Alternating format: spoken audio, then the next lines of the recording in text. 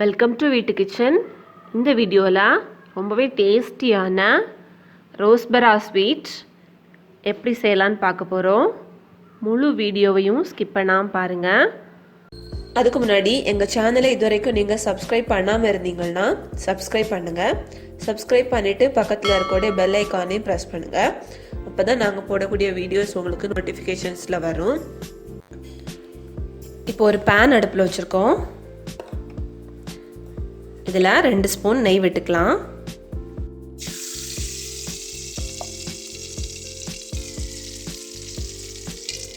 இதில் 1/2 கப் அளவுக்கு ரவை சேர்த்துக்கலாம்.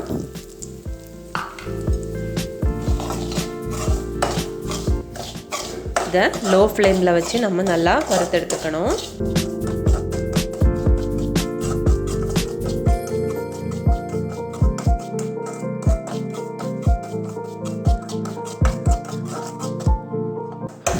இப்போ ஒரு 5 நிமிஷம் ஆயிருக்கு. லோ ஃப்ளேமில் நல்லா ரோஸ்ட் பண்ணியாச்சு. ஏன் இதில் 1 கப் அளவுக்கு பால் சேர்க்குறேன்.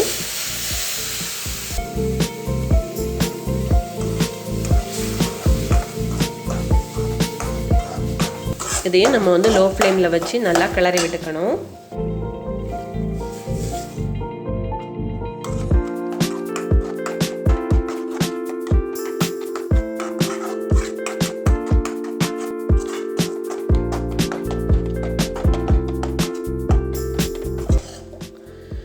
இப்போ நமக்கு ரவை ஓரளவு வெந்தாச்சு.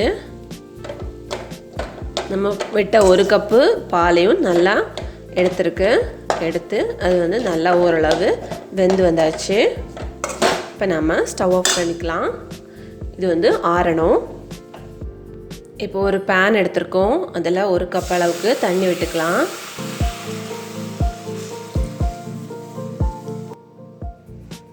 அதே 1 கப் அளவுக்கு சீனி சேர்த்துக்கலாம். நல்லா கலந்து விட்டுக்கலாம்.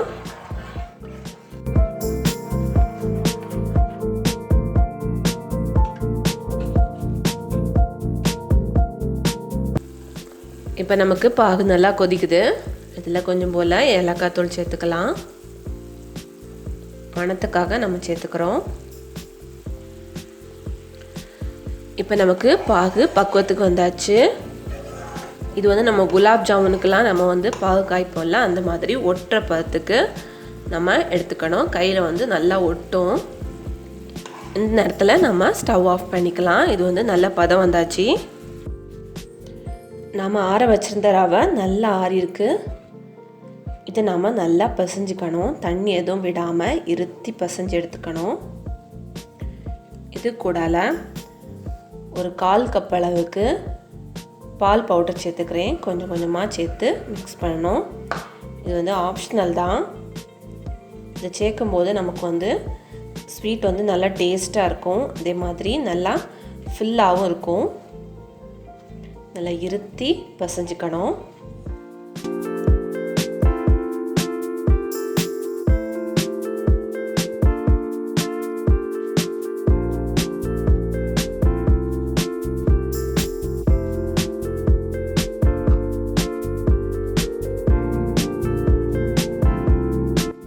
இது கூடவே கொஞ்சம் போல் ஏலக்காய் தூள் சேர்த்துக்கலாம்.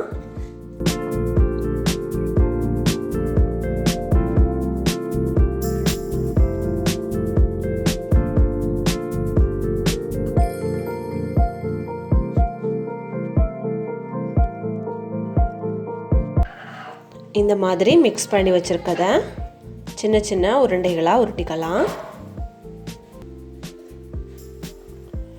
உருட்டிட்டு இது இந்த மாதிரி நான் நீளமாக எடுத்திருக்கேன். நார்மலாக ரோஸ்பரா ஸ்வீட் நமக்கு தட்டையாக இருக்கும்.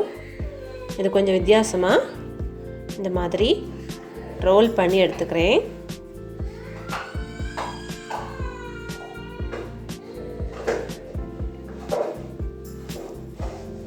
பாருங்கள், இந்த மாதிரி எல்லாத்தையும் நம்ம ரெடி பண்ணிக்கலாம்.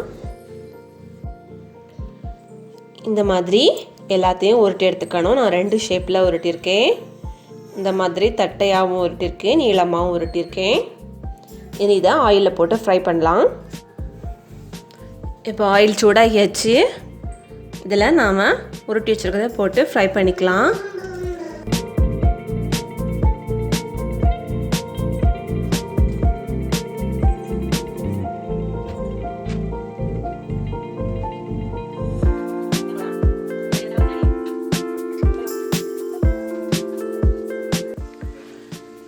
லோ ஃப்ளேம்லேயே வச்சு நம்ம ஃப்ரை பண்ணிக்கணும்.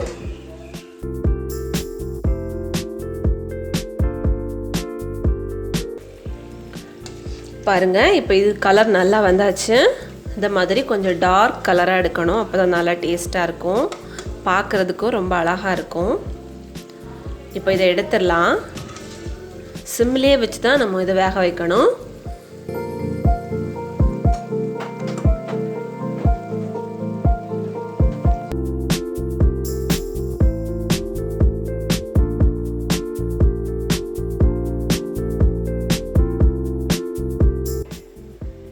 இதை நாம் ரெடி பண்ணி வச்சுருக்கக்கூடிய இந்த சர்க்கரை பாகில் சேர்த்துக்கலாம்.